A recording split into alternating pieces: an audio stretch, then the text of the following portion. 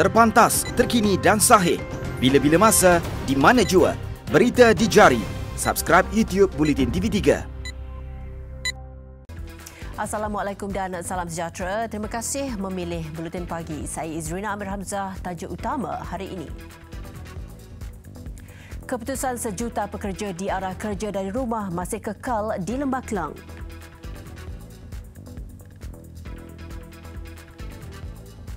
Kerajaan nafi peruntukan RM3 bilion. Vaksin COVID-19 hanya tampung 20% penduduk.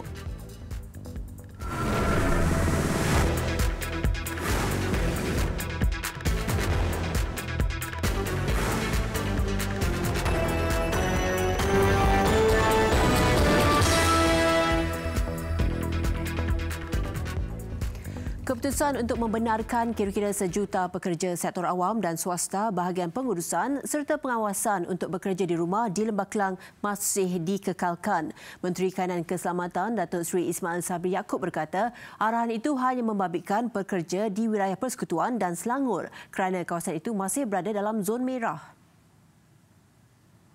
Setakat ini saya dimaklumkan keputusan kekal yang lama, ya. Sebab yang dulu kita umumkan melibatkan Selangor dan wilayah yang berjumlah 1 juta dulu, ya, 1 juta. Dan yang itu kekal sebab Selangor dan wilayah masih lagi zon merah iaitu PKP bersyarat. Bagi negeri lain, belum ada perincian lagi. Ini kerana ketika pengumuman dibuat, ia hanya membabitkan Selangor dan wilayah Persekutuan Kuala Lumpur serta Putrajaya.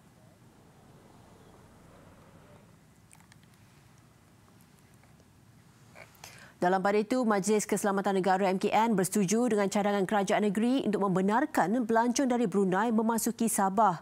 Menteri Kerajaan Tempatan dan Perumahan Sabah, Datuk Masidi Manjun berkata, pelancong dibenarkan masuk melalui jalan darat atau udara. Bagaimanapun, mereka masih tertakluk kepada syarat menjalani ujian saringan COVID-19 sebagaimana ditetapkan dalam SOP PKPB negeri itu. Pengembara dari negara tersebut walau bagaimanapun tertakluk kepada syarat menjalani ujian PCR atau RTK 3 hari sebelum perjalanan sebagaimana yang ditetapkan oleh SOP PKB di Sabah. Keputusan ini adalah memandangkan negara Brunei Darussalam tidak termasuk dalam senarai 23 buah negara yang disekat kemasukan ke Malaysia. Kebenaran itu, kata beliau, bukan sahaja dapat dimanfaatkan warga Brunei yang ingin melancong ke Sabah, malah rakyat negeri di bawah bayu yang tinggal di Brunei untuk pulang meraihkan perayaan Christmas tidak lama lagi. Langkah itu juga dijangka dapat merancakkan sektor ekonomi negeri Sabah. Brunei tidak mempunyai sebarang kes baharu COVID-19 sejak 215 hari lalu.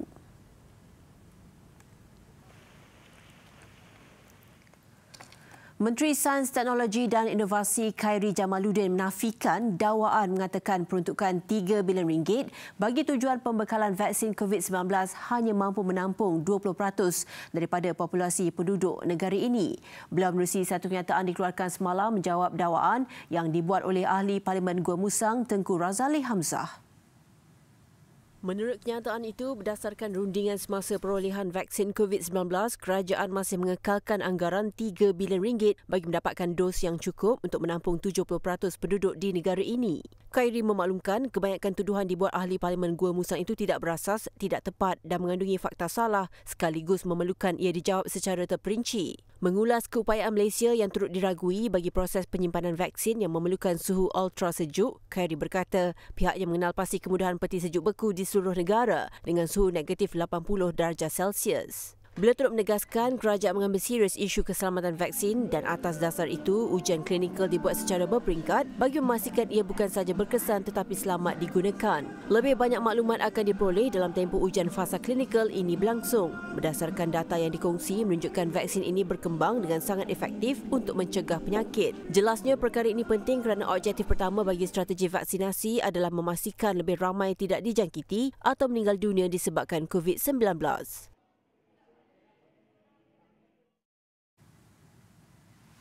Polis Diraja Malaysia PDRM dan Agensi Pengangkutan Awam Darat APAD akan menjalankan operasi bersepadu untuk memastikan orang ramai mematuhi prosedur operasi standard SOP di semua stesen pengangkutan awam sekitar Lembah Kelang yang masih dikenakan Perintah Kawalan Pergerakan Bersyarat PKPB. Timbalan Ketua Jabatan Pencegahan Jenayah dan Keselamatan Komuniti JPJKK Selangor, ACP Zulkifli Adam Shah berkata, operasi itu termasuk pemeriksaan secara rawak di stesen KTM, LRT dan MRT. Jelas beliau, Polis Selangor komited untuk membantu APAD memastikan SOP ditetapkan kerajaan dipatuhi. Sehubungan itu, satu pasukan terdiri daripada pegawai dan anggota polis serta 6 anggota penguatkuasa APAD akan melakukan pemeriksaan sehingga tamatnya PKPB. Antara yang diperiksa termasuk pemakaian pelitup muka serta penjarakan fizikal. Bagi pengendali stesen pula, penyediaan peralatan untuk meningkat putaran pelanggan serta penggunaan alat pengesan suhu badan menjadi fokus utama dalam pemeriksaan berkenaan. Walaupun rentas sempadan daerah dan negeri dibenarkan, orang ramai masih lagi terikat dengan pematuhan SOP sepanjang tempoh PKPB ini, terutama di negeri Selangor. Pihak PDRM akan mengambil tindakan tegas ke atas orang ramai yang gagal mematuhi SOP. Selain nasihat, pihak PDRM juga akan mengeluarkan saman ke atas mereka yang gagal mematuhi SOP sepanjang tempoh PKPB dilaksanakan. Beliau berkata demikian selepas meninjau keadaan di stesen LRT Subang Jaya semalam. Kerajaan Negeri Sembilan sedia bekerjasama dengan Kerajaan Negeri Melaka dalam memperbaharui semula perjanjian persefahaman MOU bagi membekalkan bekalan air terawat yang akan tamat pada 31 Disember ini. Menteri Besar Datuk Seri Aminuddin Harun berkata, perkara itu bergantung kepada Kerajaan Negeri Melaka sama ada ingin memperbaharui perjanjian atau sebaliknya. Itu bergantung kepada pihak Melaka. Kalau mereka nak ambil air daripada kita, kita sentiasa bersedia. Jika ada lebihan daripada kita, insyaAllah kita boleh renew lah. Kalau kerajaan Melaka menginginkan lagi, kita tak ada masalah untuk renew. Pada 19 Jun tahun lalu, Kerajaan Negeri Melaka telah menerima bekalan air pukal berjumlah 12 juta liter setahari daripada Kerajaan Negeri Sembilan menerusi MOU yang dimeterai berukat kuasa sehingga 31 Disember ini.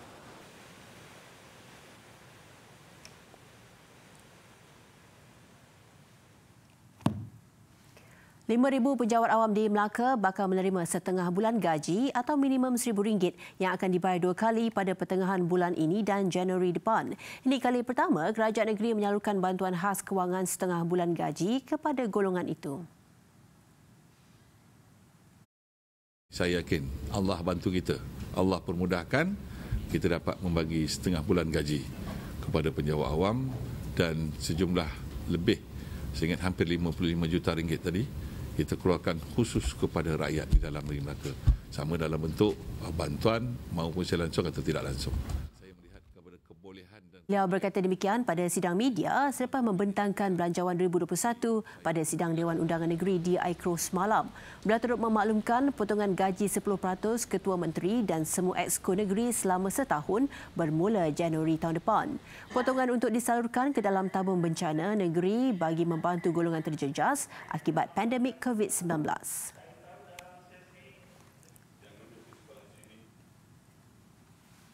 3 lelaki warga tempatan ditahan selepas didapati terlibat dalam aktiviti mencuri bekalan elektrik dalam satu serbuan di 3 premis berasingan di Bandar Putra Permai, Seri Kembangan, Selangor 5 November lalu.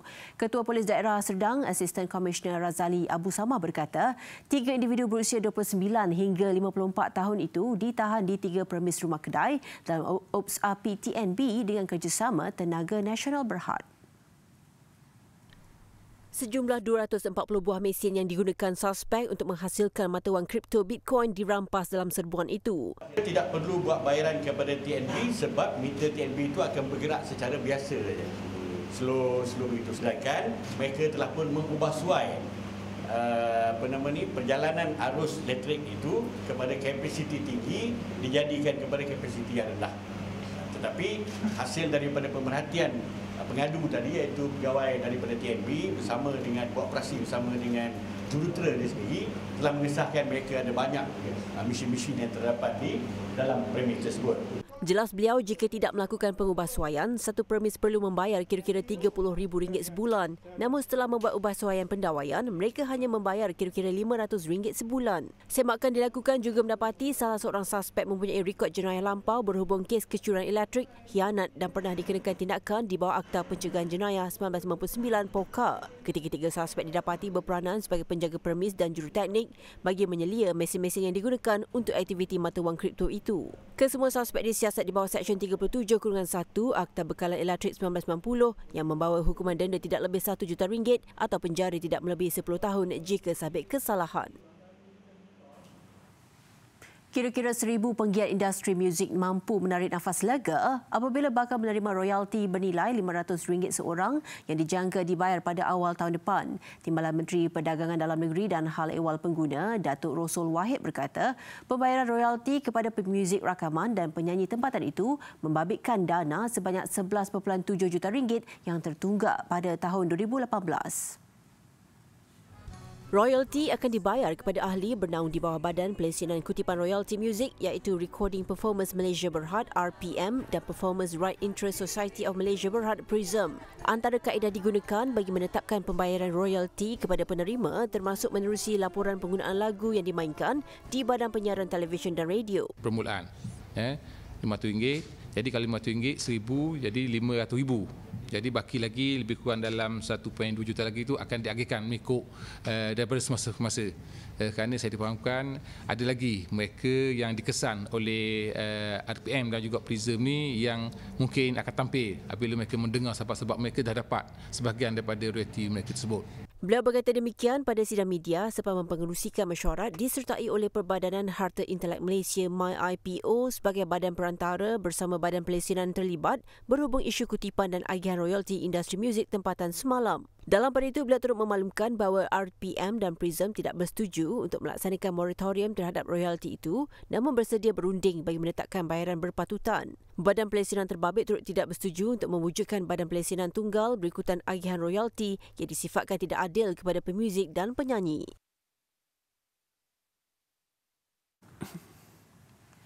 Seorang wanita pengsan selepas disengat serangga berbisa ketika mendaki Bukit Galing Kuantan, Pahang petang semalam. Ketika kejadian, mangsa berusia 46 tahun dikatakan bersama 5 rakan sudah hampir ke puncak Bukit Galing pada ketinggian 296 meter dari paras laut. Penolong pengarah operasi Jabatan Boba dan Penyelamat Pahang, Penguasa Ismail Abdul Ghani berkata 10 anggota bergegas ke lokasi sebab dimaklumkan mengenai kejadian pada jam 3.58 petang. Pasukan penyelamat yang bergegas ke puncak bukit menemui mangsa dalam keadaan tidak sedarkan diri. Mangsa dibawa turun ke kaki bukit sebelum dikejarkan ke Hospital Tengku Ampuan Hafzan HTAA Kuantan untuk rawatan lanjut. Difahamkan mangsa telah disengat beberapa serangga berbisa.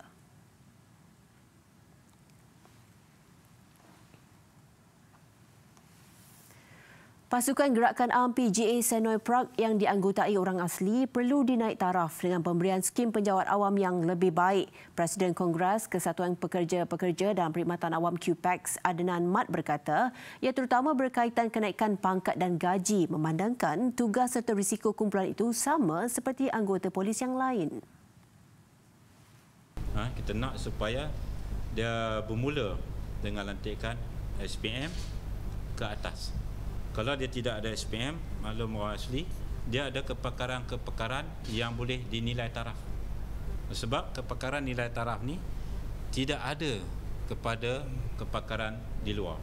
Hanya mereka yang ada dan mereka sebenarnya telah berjasa kepada negara kerana mereka ini wujud pada zaman komunis lagi dan mereka inilah yang beri maklumat banyak kepada pasukan kita. Jadi kewujudan dia masih relevan. Ketika ini, seramai 862 anggota orang asli dalam Polis Diraja Malaysia PDRM berada dalam skim penjawatan rendah dan permulaan gaji penjawat konstebel sekitar RM1,400. Bagaimanapun penugasan diberikan kepada anggota penjawat awam berkenaan tidak berbeza dengan anggota polis lain. Malah risiko bertugas di sempadan dan hutan negara juga lebih mencabar.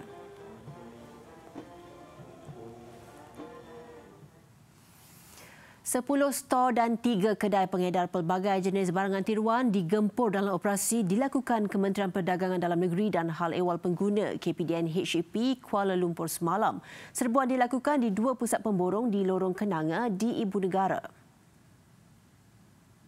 Ketua Pegawai Penguatkuasa KPDN HEP Kuala Lumpur, Zubir Hamzah berkata, hasil pemeriksaan menemui pelbagai barangan tiruan seperti seluar dan baju yang menggunakan perihal dagangan palsu dari jenama terkenal. Setiap satu stor 3 tingkat itu menempatkan pelbagai barangan tiruan. Hasil serbuan 45,000 unit barangan tiruan dianggarkan 1.8 juta ringgit disita. Perniagaan barangan tiruan itu dikendalikan seorang individu warga asing dan seorang lagi warga tempatan sejak setahun lalu. Namun ketika serbuan, mereka didapati melarikan diri melalui lorong belakang dengan melompat dari tingkat satu premis. MO dia buat jualan di bawah ni, dia letak sedikit barang saja dan kemudian jualan utama adalah melalui online. Kita dapat kesan urus niaga ni sebenarnya adalah melalui kita cek online lah. Bila kita semak, kita dapati ada, kita cuba buat test purchase, kita berjaya dan akhirnya kita dapat jumpalah premis ni dan store-store dia lah. Serbuan dilakukan hasil risikan selama seminggu. Siasatan dilakukan di bawah Akta Cap Dagangan 2019. Bukan sahaja berdepan ancaman keselamatan diri, malahan 30 penternak lembu di Felda Kertih 4 di Dungun, Terengganu turut kerugian ratusan ribu ringgit. Semua itu gara-gara kehadiran harimau belang yang menyerang dan menyebabkan kematian terhadap haiwan ternakan mereka sejak 3 tahun lalu. Yang terbaru, mereka mengalami kerugian hampir RM100,000 apabila 20 ekor lembu yang diternak mereka sejak awal tahun ini mati akibat dibaham oleh haiwan berkenaan. Menurut penternak, sebelum ini haiwan liar berkenaan hanya menyerang lembu ternakan mereka yang berada di kaki hutan berhampiran. Namun sejak awal tahun ini, haiwan itu sudah mula memasuki kandang lembu yang terletak jauh dari kawasan hutan. Serangan harimau berkenaan dikatakan bertambah serius bermula Oktober lalu yang mana Isnin lalu 2 ekor lembu hilang manakala seekor lagi ditemui mati di ladang kelapa sawit milik peneroka. Keadaan itu menyebabkan mereka terpaksa bergadai nyawa dengan mengadakan kawalan sendiri di kandang lembu milik mereka pada waktu malam. Kita sebagai peneroka sini rasa terancam lah, bukan lembu sahaja. Sekiranya benda ni berleluasa melibatkan manusia, saya rasa adalah lebih serius lagi lah. Ni baru lembu kena. Takut melibatkan orang pasal kawasan ni pun pekerja pun ramai kebun sendiri. Hari-hari petang, pagi petang masuk. Justru peternak berharap agar satu tindakan segera dapat dilaksanakan oleh pihak berwajib kerana tidak mampu lagi menanggung kerugian dan dibimbangi boleh menyebabkan kehilangan nyawa. Sementara itu, Pengarah Jabatan Perlindungan Hidupan Liar dan Taman Negara Perhilitan Terengganu, Dr. Abdul Malik Muhammad Yusof ketika dihubungi berkata, pihaknya percaya harimau belang itu datang dari hutan simpan rasau Kertih yang terletak berhampiran ladang kelapa sawit milik peneroka. Menurut beliau, pihak perhilitan telah melakukan tinjauan di lokasi yang dilaporkan dan telah memasang beberapa perangkap.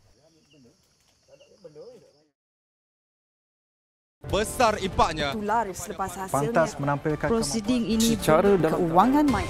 Berita di jari. Subscribe YouTube Bulletin TV3. Laporan luar negara, pilihan raya Kepala Daerah 2020 Pilkada Indonesia diadakan hari ini dengan lebih 100 juta pengundi dijangka keluar mengundi. Di tengah-tengah kebimbangan bakal mencetuskan gelombang baharu pandemik COVID-19.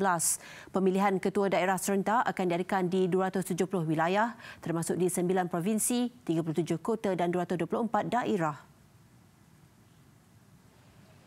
Setiap pengundi perlu melalui pemeriksaan suhu badan terlebih dahulu sebelum dibenarkan mengundi kerana mengikut SOP. Pilihan raya itu dilaksanakan bermula jam 7 pagi hingga 1 tengah hari dan ia dilakukan dalam 5 waktu bagi mengelak pengundi datang serentak. Selain itu, SOP pilihan raya juga menetapkan setiap pengundi diarah memakai sarung tangan pakai buang semasa proses pengundian. Polis dan tentera bertanggungjawab mengawasi lokasi pengundian bagi mengawal keselamatan orang ramai. 5 calon pilihan raya meninggal dunia setakat ini. Lebih 1,000 kaki tangan agensi pilihan raya dijangkiti menjelang hari pengundian.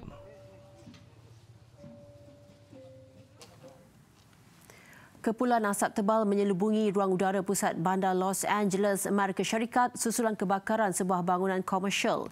Binaan terbabit dipercayai terdiri daripada pejabat dan premis perniagaan. Insiden berlaku jam 4.10 petang waktu tempatan.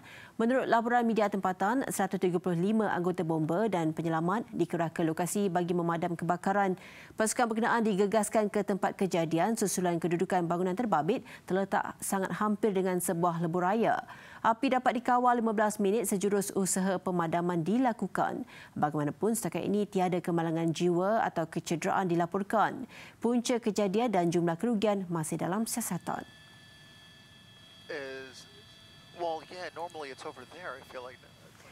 Presiden Amerika Syarikat Donald Trump mengusulkan rang undang-undang bantuan COVID-19 bernilai $916 bilion kepada Speaker Dewan Perwakilan Nancy Pelosi. Trump berusaha mencapai kesepakatan mengenai pakej membendung kesan ekonomi yang ditimbulkan pandemik COVID-19. Menurut Setiausaha Perbendaharaan Stephen Mnuchin, pakej itu merangkumi pembiayaan untuk kerajaan negeri dan tempatan serta pelindungan liability yang kukuh untuk perniagaan, sekolah dan universiti. Beliau berharap ia dapat mencapai perjanjian supaya bantuan ekonomi kritikal dapat disalurkan kepada pekerja, keluarga dan sektor perniagaan.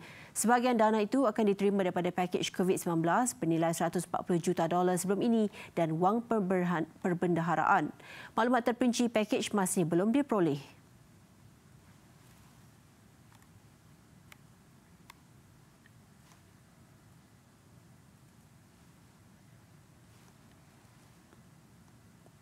Besar impaknya. Laris selepas hasilnya. Pantas menampilkan prosiding ini secara dalam keuangan maya.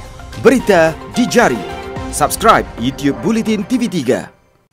Yang di-Pertuan Agong Al-Sultan Abdullah Riayatuddin Al-Mustafa Billah Shah berkenan menerima menghadap Presiden Persatuan Bola Sepak Malaysia FAM Datuk Hamidin Mohamad Amin bagi menyembah maklum perkembangan terkini bola sepak tempatan. Pada pertemuan itu, Datuk Hamidin menyembah maklum beberapa isu semasa kepada Seri Paduka selaku tokoh berpengalaman luas dalam bola sepak tempatan dan luar negara, termasuk menggalas tugas selaku Presiden FAM pada 2014 hingga 2017.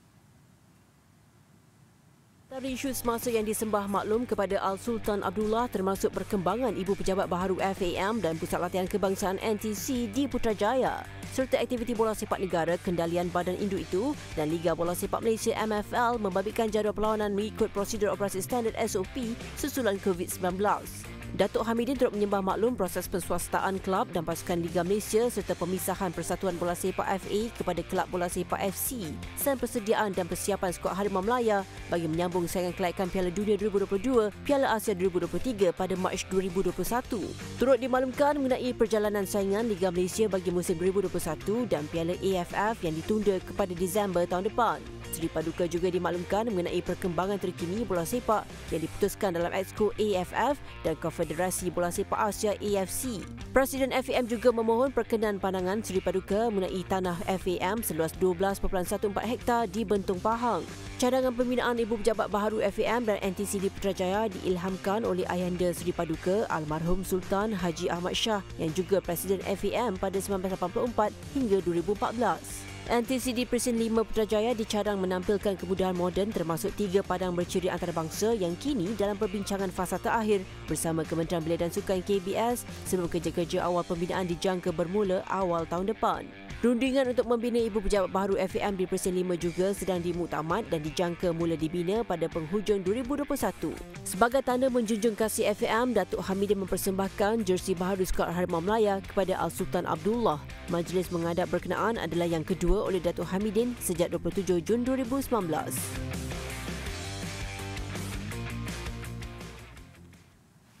Sekian Buletin Pagi, terus patuh SOP dan jaga diri. Sama-sama kita cegah penularan COVID-19. Saya Izrina Amir Hamzah. Salam hormat dan Assalamualaikum.